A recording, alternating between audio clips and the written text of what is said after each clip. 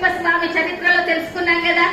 ఎప్పుడైతే అయ్యప్ప స్వామి తల్లి గారికి తలనొప్పి వచ్చిందో, ఆ తలనొప్పి పోవాలంటే పులిపాలు తీసుకొని రావాలి వైద్యం కోసం అంటూ ఆ డాక్టర్ల చేత చెప్పించినప్పుడు ఆ అయ్యప్ప స్వామి ఆ రాజ్యంలో అరణ్యాలకు వెళ్తారు పులిపాలు తీసుకురావడానికి. అప్పుడు అయ్యప్ప స్వామిని చూడగానే అయ్యప్ప స్వామికి ఎదురుగా ఉన్నటువంటి అహింస జ్ఞాన కిరణాలకు లోపడి ఆ పులులు, ఆ సింహాలన్నీ కూడా అయ్యప్ప స్వామిని తన మీద ఎక్కించుకొని ఆ పందల రాజ్యానికి పందల రాజుగా వచ్చేస్తుంటాడు అయ్యప్ప స్వామి.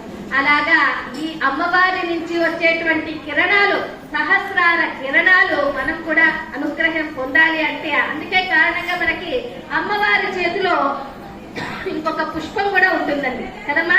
అలాగే ఎందుకుంటుంది అమ్మవారి చేతిలో పుష్పం అంటే, ఎప్పుడైతే చూడండి కమల పుష్పం అనేది ఎప్పుడైతే సూర్య కిరణాలు సోకినప్పుడే కమల పుష్పం విచ్చుకుంటుంది.